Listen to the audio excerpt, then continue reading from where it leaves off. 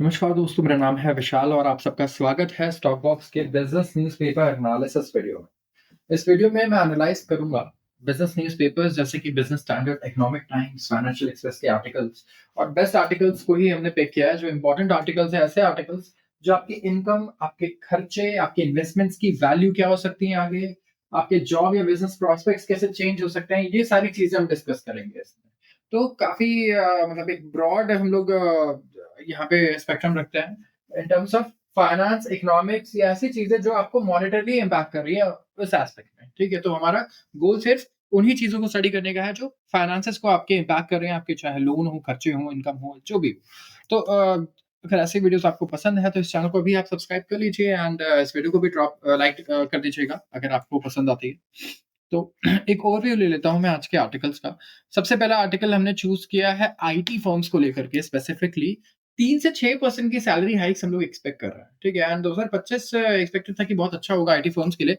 तो क्या अब ऐसा लग रहा है कंपनीज को? ये एक बार हम लोग डिस्कस करेंगे ट्रम्प के आने के बाद। चाइना का कंज्यूमर इन्फ्लेशन 5 महीने के हाई पर आ गया है फेस्टिवल सीजन स्पेंडिंग के लिए, लेकिन पूरी दुनिया दुखी है कि कंज्यूमर प्राइस इंडेक्स बढ़ रहा है, चाइना बहुत खुश है। तो जानेंगे क्यों, ऐसा वहां क्या अलग है। नॉर्म्स में भी ease to further attract FDI. Norms मतलब रूल्स एंड रेगुलेशंस आगे और ईज किए जा सकते हैं, रिलैक्स कर सकते हैं हम लोग to attract foreign direct investments. तो क्या नॉर्म्स चेंज होंगे? The gig is growing, rights must not lack, have a social security net to boost the sector. तो यहाँ पे बात करें हम लोग गिग इकोनॉमी की। आपने देखा है जोमेटो में जो डिलीवरी ड्राइवर्स हैं या फिर जो भी गिग इकोनॉमी में काम करते हैं, काफ़ी तेज़ी से बढ़ रहा है और इसको लेकर के कुछ आगे काफ़ी सारे एस्टिमेशंस हैं, टीम लीज़ लेकर आई है, तो ज़रूर हम लोग पढ़ेंगे, इसे काफ़ी इम्पोर्टेंट है।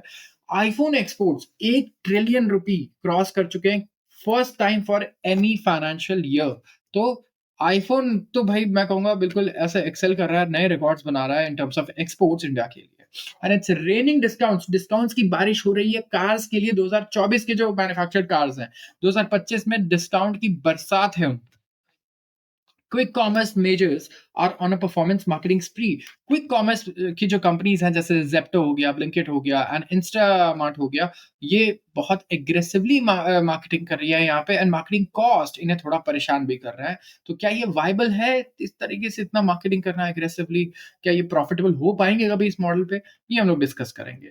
तो शुरुआत कर देता हूँ मैं आज के सबसे पहले आर्टिकल से, और ये है हमारे आईटी फर्म्स के बारे में। अब देखो, आईटी फर्म्स से काफ़ी अच्छी एक्सपेक्टेशंस थी हमें इस साल की। भाई देखो, रेट कट्स भी हो गए और इकोनॉमी भी में भी कोई स्लो डाउन नहीं दिख रहा है, बढ़िया ग्रो कर रहा है यूएस का, जहाँ पे सबसे ज़्यादा क्लाइंट्स हैं इनके।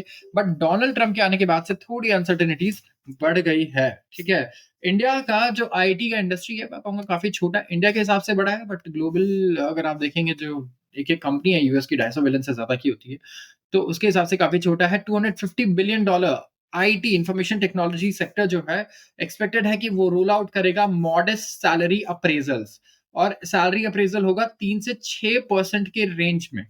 ठीक है, तो यहाँ पे एक स्पेशलिस्ट स्टाफिंग फर्म है, उन्होंने कहा है कि यहाँ पे ना एट्रिशन बढ़ रहा है, मतलब आईटी में एम्प्लॉइज, कंपनीज फिर से स्विच कर रहे हैं ज्यादा। ठीक है, तो एट्रिशन इंक्रीज हुआ है। और जो बड़े बड़े प्लेयर्स हैं ना इंडस्ट्री के, उन्होंने भी कहा है कि हम लोग हाई टर्नओवर देख रहे हैं, मतलब एम्प्लॉइज काफी ज्यादा जॉब रूल्स स्विच कर रहे हैं, कंपनी स्विच कर रहे हैं। तो इंडस्ट्री एक्सपर्ट्स एजर्ट कर रहे हैं कि ये जो है डिमांड ड्रिवन मार्केट शिफ्ट का कोई साइन नहीं है। And according to reports, IT का जो अट्रिशन रेट है इस साल के लिए एक्सपेक्टेड है कि वो 12 से 13% होगा।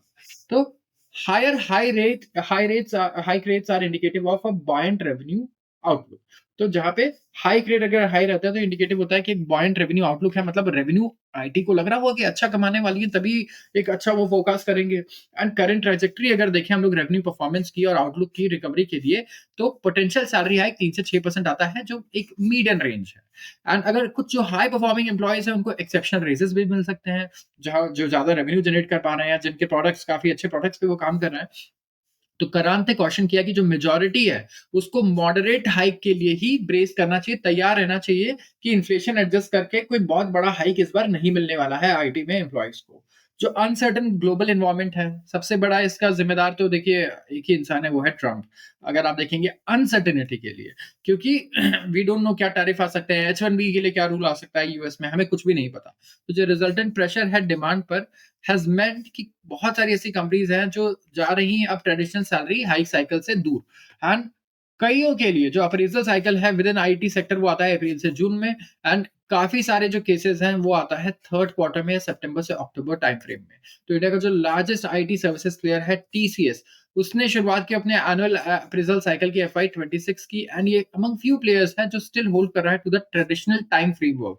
जो उनका ट्रेडिशनल टाइम फ्रेमवर्क था, कंपनी ने अनाउंस किया एक सैलरी हाइक 7 से 8% का on an average for employees in FY 25, जो काफ़ी मतलब कहूँगा अच्छा था अगर आप एवरेज देख रहे हो, ठीक है? तो टॉप परफॉर्मर्स को तो डबल डिजिट में हाइक्स मिली है वहाँ पे, और ईमेल गया कंपनी को जिस पे कोई रिस्पॉन्स अभी नहीं आया है। इन्फोसिस की अगर मैं बात करूँ, देख लो आप, देखिए इनका सबसे बड़ा खर्चा सैलरी होता है। ये जो कंपनीज़ हैं इनको कोई मशीन्स नहीं चाहिए, कोई कैपिटल एक्सपेंडिचर इनका मशीन्स के नाम पे नहीं है। इनके प्रॉफिट को अगर आप देखोगे, तो सबसे बड़ा जो प्रॉफिट का चंक है वो कहाँ चला जाता है? इनके ह्यूमन रिसोर्सेज में, क्योंकि सर्विस कंपनी है। सर्विस कंपनी में आपका सबसे बड़ा एसेट क्या है? जो आपके एम्प्लॉइज है वही है, वहीं पे आपको सबसे ज्यादा खर्च करना है। काफी कम्पिटिटिव मार्केट भी हो जाता है जब ढेर सारे कंपटीटर्स आते हैं, तो काफी ब्रीफ रिकवरी के बाद इन एक्टिव टैलेंट डिमांड सितंबर अक्टूबर 2024 में नंबर्स अब मॉडरेट हो गए हैं और सजेस्ट हो गए हैं फिर से। जॉब ओपनिंग्स आईटी में सेक्टर में कलेक्टिवली अगर आप देखोगे, तो with a 4 week freshness cut off is little over 1,22,000, and जो cohort monthly active demand volume है ये 1 लाख क्रॉस नहीं किया है सिंस कब? जुलाई 2022, जब से स्लो डाउन शुरू हुआ आईटी में। तो एक्टिव डिमांड जो था ये 1,40,000 से 1,50,000 आया during post pandemic hiring buoyancy.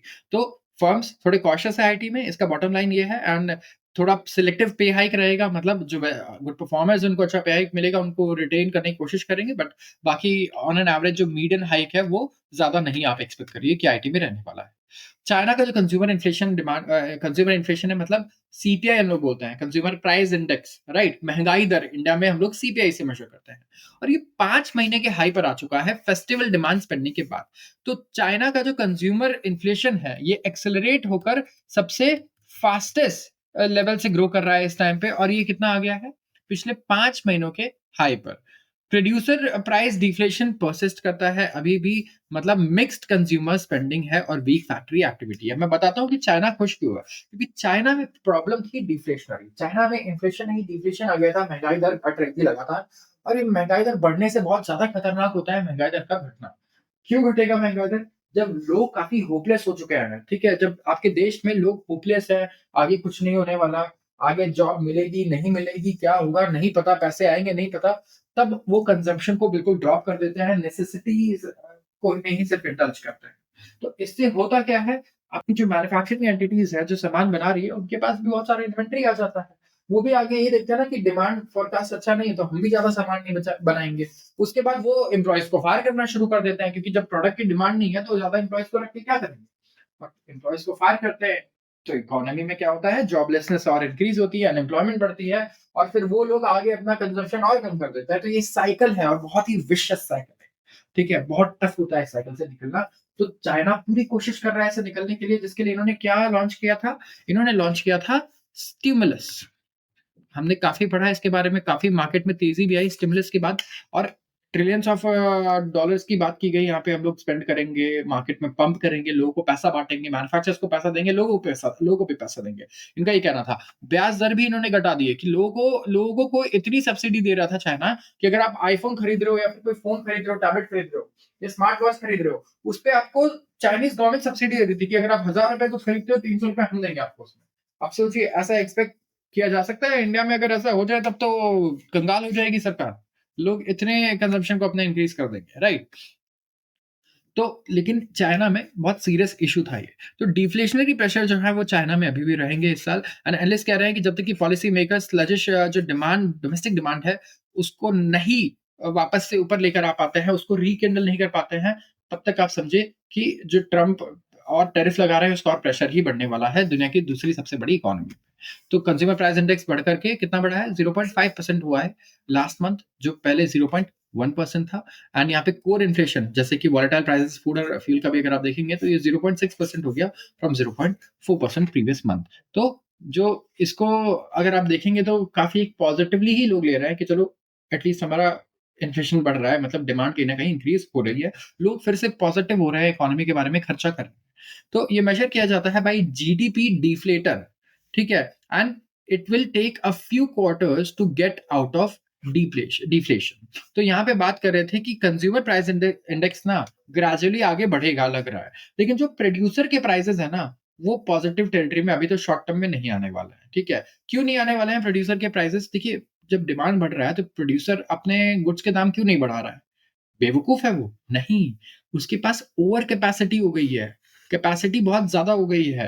काफ़ी ज़्यादा गुड्स ओवर सप्लाई हो गया है गुड्स के, क्योंकि डिमांड रही नहीं और सप्लाई तो चल रहा था कि नहीं, नहीं डिमांड बढ़ेगी, बढ़ेगी, बढ़ेगी, बढ़ी नहीं। अब क्या है, वो गुड्स आप नहीं बेच सकते हो ज़्यादा महँगे दाम पे, तो शॉर्ट टर्म में या मीडियम टर्म में तो भाई ओवर कैपेसिटी ही रहने वाली है, जब तक कि डिमांड या तो एकदम यहाँ से तेज़ी से पिक नहीं होता या फिर इतना ही डिमांड पिक होता है धीरे-धीरे, तो वो एडजस्ट करेंगे अपने सप्लाई को उसके हिसाब से। तो जो इसी को हम लोग कहते हैं जीडीपी डिफ्लेटर। जीडीपी डिफ्लेटर से अगर आप मेज़र करें, तो कुछ क्वार्टर्स लगेंगे डिफ्लेशन को जीडीपी से या हमारी इकोनॉमी से बाहर निकालने में, शू का ये कहना है। जो नंबर्स हैं स्क्यूड है भाई सीज़नल फैक्टर्स। जब न्यू ईयर आ जाता है चाइना में तो बहुत बड़ा एनुअल हॉलिडे भी रहता है, तो उस टाइम पे कंज़म्पशन काफ़ी बढ़ जाता है वहाँ पे अगर आप देखेंगे। प्राइस चीज़ों के बढ़ जाते हैं, टूरिज़्म काफ़ी एक्सपेंसिव हो जाता है, जैसे कि एयरप्लेन टिकट्स अगर आप देखें तो 8.9% बढ़ जाता है, इन्फ्लेशन 7%, मूवी परफॉर्मेंस टिकट जो है वो 11% बढ़ जाता है, कंज़्यूमर स्पेंडिंग रिपोर्ट्स अगर आप देखें ओवर हॉलिडेज़ ये भी मिक्स्ड रहे काफ़ी, तो काफ़ी वरीज़ रही हैं over wage and job security. तो चाइनीज़ जो है मूवी थिएटर्स भर रहे थे उस टाइम पे, फेस्टिवल सीज़न था, उन्होंने खर्चा किया, तो ये टेम्परेरी स्पाइक बताया जा रहा है इसीलिए। तो नेक्स्ट क्वार्टर जब तक कि बढ़िया नहीं आता डेटा, हम कुछ नहीं कह सकते हैं चाइना के बारे में भी। तो अभी भी आउटलुक बड़ा अनसर्टेन है चाइना का। तो यहाँ पे हमने बात कर ली हमारे आईटी सेक्टर की, जो परेशान है डोनाल्ड ट्रंप के अनसर्टेनिटी से। बात कर ली चाइना की, जो परेशान है किससे? डिफ्लेशन से, ठीक है? और साथ में चाइना के ये डोनाल्ड ट्रंप के टैरिफ से। उसको भी देखिए डोनाल्ड ट्रंप यहाँ पे कॉमन आता है दोनों के लिए। फिर नॉर्म से भी eased further to attract FDI. Government क्या कर रही है, इंडियन गवर्नमेंट, भारत सरकार, यहाँ पे कुछ प्रोसीजर्स को और हम लोग ईज़ी करना चाह रहे हैं कुछ सेक्टर्स में, ताकि हम और फॉरेन डायरेक्ट इन्वेस्टमेंट्स को भी लेकर आ पाएँ हमारे देश में। गवर्नमेंट डिपार्टमेंट का ये कहना है। जो डिपार्टमेंट है for promotion of industry and internal trade, DPIIT, जरूर ध्यान रखिएगा, काफी इंपॉर्टेंट रोल प्ले कर रहे हैं ये। डीपीआईआईटी मतलब department for promotion of industry and internal trade. इन्होंने कंसल्ट किया काफी सारे स्टेक होल्डर्स के साथ and different government departments, regulators, industry associations, advisory, law firms, pension funds, private equity firms, venture capital, मतलब जितने भी स्टेक होल्डर्स हैं, ठीक है? और उन्होंने उनका व्यू लिया कि किस तरीके से एफडीआई को इंडिया में ला पाए लोग, फॉरेन डायरेक्ट इन्वेस्टमेंट को लेकर आ पाए हमारे देश में। तो इन्होंने कंप्लीट किए हैं कंसल्टेशंस और डिपार्टमेंट ने रिसीव किया है सजेशंस ऑन डिफरेंट इश्यूज, ठीक है? अभी फाइनलाइज नहीं हुई ये चीजें, लेकिन बात चल रही है कि हम लोग प्रोसीजर को और इजी करना चाह रहे हैं। इन्होंने सेक्टर्स की भी नाम नहीं ली है, ठीक है? एंड यहाँ पे कुछ ई कॉमर्स प्लेयर्स को भी एफडीआई में इंक्लूड करने की बात चल रही थी, जहाँ इन्वेंट्री बेस्ड मॉडल्स हैं, ऑनलाइन ट्रेड है, एक्सपोर्ट पर्पस का जहाँ पे सिर्फ काम है, तो वहां पर। एंड यहाँ पे अगर आप देखेंगे तो गवर्नमेंट का जो अप्रूवल है वो मैंडेटरी है इन्वेस्टर्स के लिए जो ऐसी कंट्रीज से आ रहे हैं जो इंडिया के साथ लैंड बॉर्डर शेयर करते हैं किसी भी सेक्टर में, ठीक है? मतलब हमारे जो पड़ोसी हैं। और foreign direct investment inflows India में जो है ये क्रॉस कर चुका है $1 ट्रिलियन माइलस्टोन अप्रैल 2000 से सितंबर 2024 के पीरियड में। मतलब 24 सालों में हमने $1 ट्रिलियन का फॉरेन डायरेक्ट इन्वेस्टमेंट हम लेकर आए हैं इंडिया में। जो की सेक्टर्स हैं जो अट्रैक्ट करते हैं मैक्सिमम ऑफ दीज इनफ्लोज, ये इंक्लूड करता है क्या? Service segment, computer software, hardware, telecom, trading, construction development, automobile, chemicals and pharmaceuticals. आते हैं अगले आर्टिकल पे। गिग इज ग्रोइंग, राइट्स मसंट लैग। यहाँ पे बात हो रही है गिग एम्प्लॉयमेंट की। गिग एम्प्लॉयमेंट क्या होता है? जो परमानेंट एम्प्लॉयमेंट नहीं होता, ठीक है? आपने काम किया, अभी आपको पैसे मिल गए, आप चले गए, तो इसमें कोई बेनिफिट नहीं है, कोई प्रोविडेंट फंड नहीं चल रहा है आपका, राइट? कोई इंश्योरेंस नहीं मिल रहा है आपको, जो एक परमानेंट एम्प्लॉयमेंट मिलता है उसकी तरह। तो टीम लीज के अकॉर्डिंग जो एम्प्लॉयमेंट है ना इंडिया में, इंडिया के गिग इकोनॉमी में, ये डबल होने वाला है अगले 5 सालों में। और ये जो फॉर्म ऑफ वर्क होता है डिफर करता है ट्रेडिशनल एम्प्लॉयमेंट से काफी सारे फैक्टर्स की वजह से, ठीक है? एंड बड़ा डिफिकल्ट होता है कि आप ना इसमें लेबर राइट्स इंश्योर कर पाओ। लेबर राइट्स इसमें आप नहीं दे सकते हो। तो अगर आप रेगुलेट करोगे प्लेटफॉर्म वर्कर मार्केट को, तो यहाँ पे एक नुआंस्ड अप्रोच चाहिए आपको, ठीक है? जहाँ पे आप रिजिडिटी नहीं लेके आओगे कि अच्छा फिर कंपनीज इनको हायर ही करना बंद कर दे, ठीक है, फिर तो ये भी जॉबलेस हो जाएंगे, तो इतना भी टफ नहीं कर देना है रेगुलेशंस को। तो इंक्लूसिव भी रखना है और बैलेंस करके चलना है। तो रूल्स को ना टेलर करना पड़ेगा कि हम mobility, working conditions, social security, bargaining power, ये सारी चीजें इंप्रूव कर पाए। तो गिग वर्क को एम्प्लॉयमेंट की तरह क्लासिफाई करना होगा और कुछ कंडीशंस रखने होंगे जो इसको डिफाइन करती हैं। डेफिनेशन हमें लाना पड़ेगा एक अच्छा सा कॉम्प्रिहेंसिव डिसीजन। और इंडिया ने सबसे पहला स्टेप लिया है जहां पर इसने इनकॉर्पोरेट कर दिया है, जोड़ दिया है प्लेटफॉर्म वर्क को सेपरेट लेबर कोड में और इंट्रोड्यूस किए हैं मेजर्स जो एक्सपैंड करेंगे पब्लिकली फंडेड सोशल सिक्योरिटी में फॉर गिग वर्कर्स। तो इस साल अगर आप देखेंगे दिस ईयर जो बजट अनाउंसमेंट है जो गवर्नमेंट ऑफ इंडिया प्रोवाइड करेगी health care benefits gig workers के लिए, सबसे पहले तो पीएम जन आरोग्य योजना में, और प्राइवेट कंपनीज को भी अपना फॉलो करना होगा फॉर देयर ओन बेनिफिट। तो गवर्नमेंट तो यहाँ पे एक हेल्थ केयर स्कीम लेकर आ गई है गिग वर्कर्स के लिए। ये जो अप्रोच है ये अवॉइड करता है pitfall of classifying gig workers strictly as employment, and ये ग्रोथ हिंडर कर सकता है ई कॉमर्स का या फिर सेल्फ एम्प्लॉयमेंट का, जहां पे लिमिट एक्सेस मिलेगा फॉर्मलाइज सोशल सिक्योरिटी का। तो जो फ्यूचर में जो भी इंटरवेंशन आ रहे हैं ना गवर्नमेंट की तरफ से, वहां पे ये अकाउंट करना होगा उन्हें for fluid nature of gig economy, क्योंकि काफी फ्लूइड है गिग इकोनॉमी और काफी नई चीज है देखिए इंडिया में, राइट। तो यहाँ पे एक्सेस देना होगा क्रेडिट का, क्योंकि इनका इनकम फिक्स नहीं रहता है, राइट। अगर कोई रैपिडो चला रहा है, कोई ओला ड्राइव कर रहा है, कोई जोमैटो में काम कर रहा है, कोई ब्लिंकिट में काम कर रहा है या स्विगी में, इनका इनकम काफी फ्लक्चुएट होता है। इनका क्रेडिट अगर आप देखोगे बैंक इनको लोन नहीं देना चाहता है, क्रेडिट कार्ड भी इनको मिलना बड़ा मुश्किल होता है। तो इनकी मदद करनी होगी गवर्नमेंट को, ठीक है। तो कि इस तरीके से इनको हम ना छोड़ दें कि इनको ना कोई लोन देने वाला हो, ना इनके पास कोई हेल्थ इंश्योरेंस हो, ना कुछ। तो अगर आप एक्सेस टू इंश्योरेंस देखेंगे, ये भी बड़ा क्रिटिकल है। सबसे पहले जो गिग वर्क है इसमें काफी बिजी और इनकंसिस्टेंटली रेगुलेटेड ट्रांसपोर्टेशन इंफ्रा का यूज करना होता है, जैसे हमारी जो इंडियन सड़कें हैं जो ये यूज करते हैं। एंड जो चैलेंज है वो और ज्यादा प्रेसिंग है जैसे जैसे सेक्टर एक्सपैंड कर रहा है बियॉन्ड लार्ज अर्बन सेंटर्स। तो पॉलिसी को एड्रेस करना होगा कि भाई जो इम्बैलेंस है बार्गेनिंग पावर में, resulting use of AI of course, वो कहीं बहुत ज्यादा ना बढ़ जाए, राइट। क्योंकि एआई के आने के बाद कहीं ना कहीं बार्गेनिंग पावर एम्प्लॉयज की कम होती जाएगी। अगर आप देखोगे कि कंपनीज कहेंगे हमारे पास एक ऑल्टरनेटिव है, ये बताओ ये 8 घंटे में इतना काम कर देता है इतने कॉस्ट पे, तो मैं तुम्हें क्यों रखूं। तो एम्प्लॉयज यहाँ पे क्या हो गए, हमारी बार्गेनिंग पावर ऑटोमेटिकली कम हो गई, राइट। इट डजंट मीन कि हमें एम्प्लॉयमेंट नहीं मिलेगी, बट यस हम लोग उस तरीके से बार्गेन नहीं कर पाएंगे in terms of hour payment, right, या वर्क स्ट्रक्चर जो पहले कर पा रहे थे। तो ये गवर्नमेंट को ध्यान देना होगा स्पेसिफिकली गिग वर्क में भी, क्योंकि गिग वर्कर्स भी अगर आप देखोगे तो ये नहीं कर पाते हैं नेगोशिएट, ये इस तरीके से अब बार्गेन नहीं कर पाते, इनके पास बार्गेनिंग पावर नहीं है इतनी। एंड एआई के आने के बाद से तो भाई हो सकता है और ज्यादा ये बेकार हो जाए। तो जो एक और क्रिटिकल फैक्टर है वो स्किलिंग का है। तो अगर अपॉर्चुनिटीज नहीं मिलेगी ग्रोथ की, जो सप्लाई है labour for dead and jobs वो डंडल हो सकता है, टेक डिस्पर्जन क्रिएट करता है और ज्यादा पाथवेज इंडिविजुअल एडवांसमेंट्स के लिए। जो प्लेटफॉर्म इकोनॉमी है वो compete करती है ट्रेडिशनल डिस्ट्रीब्यूशन चैनल के साथ, जो कल्टीवेट करेगा अपना खुद का talent pool.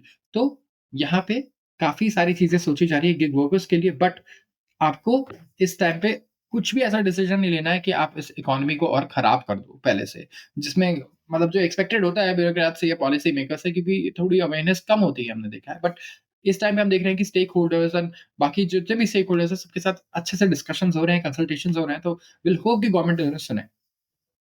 iPhone exports clocked 1 trillion rupee first time for any financial year. Driven by record iPhone exports जनवरी में एप्पल ने 1 ट्रिलियन मार्क क्रॉस कर दिया है। Free on board export value, free on board export value अगर आप देखेंगे तो with in 10 महीने ऑफ FY25 फर्स्ट टाइम ऐसा हुआ है कि सिंगल फाइनेंशियल ईयर में ये माइलस्टोन अचीव किया गया है। अप्रैल 2024 से जनवरी 2025 के बीच में कपर्टिनो में हेडक्वार्टर है एप्पल का यूएसए में, और कपर्टिनो हेडक्वार्टर्ड टेक मेजर्स एक्सपोर्ट 31% से बढ़े हैं इनके एक्सपोर्ट्स सेम पीरियड में, जो 76,000 करोड़ थे। एंड अब यहाँ पे जनवरी में ही सिर्फ 19,000 करोड़ का इन्होंने एक्सपोर्ट कर दिया है।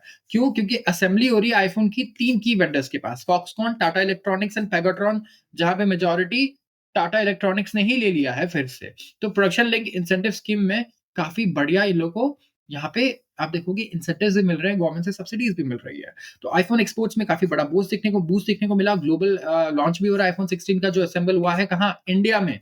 तो एक्सपोर्ट जो है कंसिस्टेंटली एक्सीड कर रहे हैं 10,000 करोड़ पर मंथ, जो एप्पल को हेल्प कर रहे हैं कि वो रीच करे 1 trillion rupee in exports with in just 10 months. तो काफ़ी अच्छे रिकॉर्ड्स आईफ़ोन एक्सपोर्ट्स इंडिया में बना रहा है। एंड यहाँ पे विल एक्सपेक्ट कि और कंपनीज़ भी एप्पल को देख कर के इंडिया में आना स्टार्ट करेंगी, क्योंकि it Carey's a lot of मैं कहूँगा ब्रांड वैल्यू कि अगर एप्पल कहीं पे शिफ्ट हो रहा है तो येस, वो जगह काम करने लायक है एंड दूसरे भी लोग फॉलो करते हैं। It's raining discounts on cars of 2024। अगर आप देखेंगे तो काफ़ी सारी जो गाड़ियाँ 2024 की, वो नहीं बिक पाई, ठीक है? और न्यू ईयर को भी 5 हफ्ते हो चुके हैं, तो ऑटो मेकर्स ने क्या किया है, और डिस्काउंट्स बढ़ा दिए हैं और रिवॉर्ड कर रहे हैं कि बायर्स को अट्रैक्ट करें before the stocks turns into liability and stock yards इनके पुराने ही स्टॉक से पूरे भर जाएँ। तो पैसेंजर व्हीकल इंडस्ट्री एस्टिमेट कर रही है कि जो कार इन्वेंटरी है इस टाइम पे, ठीक है? वो करीब 6 लाख से साढ़े 6 लाख हो चुकी है। जहाँ पे व्हीकल्स वो हैं जो 24 में मैन्युफैक्चर हुए हैं, 4 लाख यूनिट्स जो मैन्युफैक्चर्ड हैं, वो बिके हैं जनवरी में, और अनसोल्ड इन्वेंटरी जो भी बची हुई है कार्स की, वो सबसे बड़ी है ever carried into the new year by industry. तो इसका मतलब ये भी है कि कहीं न कहीं प्रोडक्शन भी हमारा काफ़ी से कैपेसिटी इंक्रीज़ हुआ है हमारे कार्स का, राइट? उस हिसाब से डिमांड की प्रोजेक्शंस भी हुई हैं, तभी इतनी बड़ी इन्वेंटरी हम लोग कैरी कर रहे हैं इस टाइम पे। एंड छोटी गाड़ियाँ जैसे कि ऑल्टो, सिलेरियो, मारुति सुजुकी की गाड़ियाँ हैं, जिनका सेल रिलेटिवली म्यूटेड रहा है, वहाँ पे डिस्काउंट 33% तक का आ चुका है टू 73,100 फरवरी में एंड 55,000 जनवरी में। तो यहाँ पे मारुति सुजुकी भी स्ट्रगल कर रहा है कि अपनी प्रीमियम इन्विक्टो को अभी उस तरीके से बेच पाए कि अपनी इन्वेंटरी खाली कर दे। तो ऑटोमेकर ने अब ऐड किया एक स्क्रैपेज बोनस ताकि वो बेनिफिट कर पाए, ठीक है? जहाँ पे मॉडल ऑफर करेगा pushing total benefit to over 2 lakhs. तो यहाँ पे काफ़ी बढ़िया बेनिफिट्स मिल रहे हैं। अगर आप कार लेना चाहते हैं तो 2024 के मॉडल आप ले सकते हैं यहाँ पे। ऑल्टो में, सिलेरियो में, टाटा हैरियर, सफारी में आपको 1 लाख तक का डिस्काउंट मिल जा रहा है। ग्रैंड आइटन में बोलूँ अगर तो यहाँ पे 50,000 70,000 का डिस्काउंट मिल रहा है एंड फोक्सवैगन टाइगन में 2.5 लाख से मतलब 2,70,000 का डिस्काउंट, स्कॉर्पियो में 70-80 हज़ार का डिस्काउंट है। तो फ़ायदा उठाइए, ऐसा मौका मुझे नहीं लगता है कि दोबारा लोगों को मिलेगा। Quick commerce major are on performance marketing spree. अब मैं ये बात करूँगा, ये उन लोगों के लिए ना इंटरेस्टिंग है ये आर्टिकल जिनको ना बिज़नेसेस और स्टार्टअप्स के बारे में पढ़ना पसंद है, ठीक है? एक बहुत इंपॉर्टेंट चीज़ होती है जिसे हम कहते हैं कस्टमर एक्विजिशन कॉस्ट। एक कस्टमर को अगर आप एक्वायर करते हो, ठीक है? तो सबसे पहले एक लीड को एक्वायर करते हो, जैसे आप उसको ऐप डाउनलोड आप करवा रहे हो, तो उसका खर्चा कितना है? उसके बाद उसको प्लेटफ़ॉर्म पे लाने के बाद आप ये भी देखोगे कि आप उसको मार्केटिंग करोगे चीज़ों के, ठीक है? चीज़ें सर्विसेज़ प्रोवाइड करोगे, तो खर्चा कितना करता है? एवरेज ऑर्डर वैल्यू कितना है? ई-कॉमर्स के लिए सारी चीज़ें इंपॉर्टेंट है। तो जो राइज़िंग कॉम्पिटिटिव इंटेंसिटी है ना, ठीक है? इन बज़ी क्विक कॉमर्स, इसकी वजह से क्या हो रहा है कि कंपनी स्पेंड कर रही है heavily on performance marketing. Performance marketing पे काफ़ी खर्चा हो रहा है। जैसे स्विगी क्या कर रही है, वो पुश कर रही है अपने स्टैंडअलोन इंस्टामार्ट ऐप को और ज़ेप्टो को, जो स्पेंड कर रहा है marketing it's cafe app on online channels जैसे कि गूगल एंड मेटा सर्च। और लास्ट फ्यू मंथ्स में ज़ोमैटो ओन ब्लिंकिट है, उन्होंने भी स्टेप अप कर दिया अपने कस्टमर एक्विजिशन को, एक्सपेंसेस को। कस्टमर एक्विजिशन क्या हो गया? अपने एप्लीकेशन पे लाना और रजिस्टर करवाना, ठीक है? तो ये प्लेटफ़ॉर्म जो है, जो 400 से 450 खर्च करती थी, एक कस्टमर को एक्वायर करने में, अब ये बढ़ के 800 हो गया है, डबल हो गया है। तो परफॉर्मेंस मार्केटिंग में क्या करते हैं, एडवर्टाइजर्स पेमेंट करते हैं बेस्ड ऑन स्पेसिफिक रिजल्ट्स, जैसे कि क्लिक्स या फिर लीड्स या फिर ऐप इंस्टॉल। मतलब मेरा ₹1000 का बजट है, तो एक मैं अगर ऐप इंस्टॉल करवा रहा हूँ, तो मेरा खर्चा आ रहा है ऐप इंस्टॉल का कितना? ₹800। एंड जनवरी 9 में अगर आप देखेंगे, स्विगी ने अनाउंस किया था कि लॉन्च कर रहा है एक स्टैंड अलोन ऐप इंस्टामार्ट के लिए। एंड ये भी हाउस्ड होगा कंपनी के प्राइमरी ऐप में एंड ये अवेलेबल है मेन फूड डिलीवरी ऐप पर भी। लेकिन ये कह रहे हैं कि हम एक सेपरेट इंस्टामार्ट ऐप बनाना चाह रहे हैं ऑन डिजिटल चैनल्स। तो स्विगी में इंस्टामार्ट आप एप्लीकेशन से ही एक्सेस करते हो, राइट? तो नेक्सस वेंचर पार्टनर्स है जिन्होंने ज़ेप्टो को बैक किया है, वो स्पेंड कर रहे हैं ज़ेप्टो स्पेंड कर रहा है एग्रेसिवली अपने मेन ऐप पे और 10 minute food delivery offering called cafe, जहाँ पे स्टैंड अलोन ऐप लॉन्च हुआ था कब? दिसंबर में। एंड ज़ेप्टो के सीईओ जो आदित्य परिचा है, उन्होंने कहा है लास्ट वीक लिंक्डइन पर कि ज़ेप्टो कैफे जो है, इसने 50% मंथ ऑन मंथ ग्रोथ दिखाया है इन ऑर्डर्स एट 75,000 ऑर्डर्स आ रहा है पर डे। तो वॉल्यूम ऑर्डर्स के बहुत अच्छे हैं इनके। लेकिन जिस हिसाब से कस्टमर को एक्वायर करने में ₹800 आपके खर्च हो जा रहे हैं, वो कस्टमर ₹800 खर्च कितने दिन में कर रहे हैं और आप उससे 800 कमा कितने दिन में रहे हो? मतलब मैं कितने खर्चे करूँगा ज़ेप्टो पर जाकर के, तो ₹800 वापस आएँगे। कभी आपने सोचा है? काफ़ी ज़्यादा करना पड़ेगा, राइट? अगर ये ₹10 भी कमा रहे हैं मेरे एक ऑर्डर से फॉर एग्ज़ाम्पल, तो मुझे 80 ऑर्डर्स तो करने पड़ जाएँगे, जहाँ तक लगता है। मैं प्रॉफिट की बात कर रहा हूँ, ठीक है? तो 80 ऑर्डर हो सकता है लग जाए, या 50 भी मान लो, चलो लेट्स बी वेरी ऑप्टिमिस्टिक। मैं 50 बार आप यूज़ करूँगा तब जाके ब्रेक इवन कर पाएँगे, जितना खर्चा इन्होंने मेरे को ऐड पे लाने अपने ऐप पे लाने पर कर दिया है।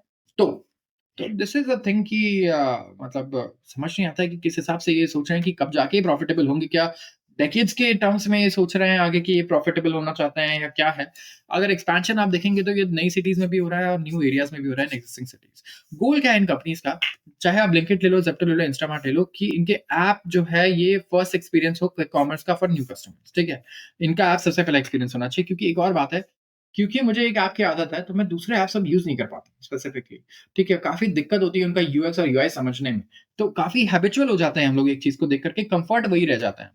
तो नए यूजर्स के लिए क्या है, in addition to running ads, अगर आप देखेंगे on digital platforms, companies provide करती हैं फ्रीबीज, फ्री डिलीवरी दे देंगी पहले 10 ऑर्डर पे, ठीक है? तो ये सारी चीजें करती हैं। तो जब भी आप नई ज्योग्राफी या लोकेशन में एंटर करते हो जो पहले आप सर्विस नहीं कर रहे थे, तो वहां पे अवेयरनेस जनरेट करने के लिए उन्हें ब्रांड मार्केटिंग करना पड़ता है, ठीक है? इसको हम बोलते हैं ब्रांड मार्केटिंग, कि आप नई ज्योग्राफी में जा रहे हो और अवेयर करा रहे हो लोगों को अपने सर्विस के बारे में।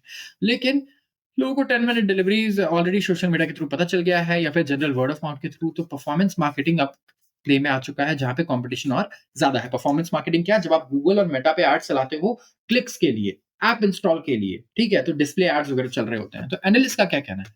एनालिस्ट क्या कह रहे हैं यहाँ पे देखिए, जितने भी एनालिस्ट हैं यहाँ पे सबसे पहले तो आप ये देखो कि आईपीओ का आने की भी बात चल रही है, राइट? हम लोग क्या डिस्कस कर रहे हैं कि हमारे आईपीओज़ आने वाले हैं, स्पेसिफिकली ज़ेप्टो के। Zomato is already there, right? And Swiggy is already there. तो ज़ेप्टो अगर इतना खर्चा कर रहा है, तो जब तक प्रॉफिटेबिलिटी नहीं आएगा, क्या वो आईपीओ कर पाएगा? Seems very tough. तो एनालिस्ट कह रहे हैं कि कंपनीज़ को फोकस करना होगा इंक्रीजिंग ऑर्डर फ्रीक्वेंसीज़ पे, besides getting in new consumers. तो आप नए कंज्यूमर ला रहे हो ₹800 खर्च करके, उसको देखना होगा कि यार वो 10 पीस ऑर्डर कर रहा है या नहीं कर रहा है, राइट? हर महीने 10 ऑर्डर भी कर रहा है, तब जाके आप कब 8 महीने में जाके ब्रेक इवन करोगे उससे, right? So that is a case. Blinkit के पास 1000 से करीब 1000 से भी ज़्यादा डार्क स्टोर्स हैं। इसके अलावा माइक्रो वेयरहाउसेज़ हैं, जहाँ से 10 मिनट डिलीवरीज़ हो जाती हैं। और अगर आप देखोगे तो इंस्टामार्ट के पास 800 ऐसी फैसिलिटीज़ हैं, ज़ेप्टो के पास करीब 900 ऐसे स्टोर्स हैं। तो वॉलमार्ट ओन्ड फ्लिपकार्ट ये भी एक्सपैंड कर रहा है हेवीली, और 500 से 550 डार्क स्टोर्स ये भी बना देगा अपने बिग बिलियन डेज़ सेल से पहले। तो फ्लिपकार्ट भी इस स्पेस में आ चुका है, तेज़ नाम से शायद उनका ऐप है, और अमेज़न भी कूद चुका है इसमें।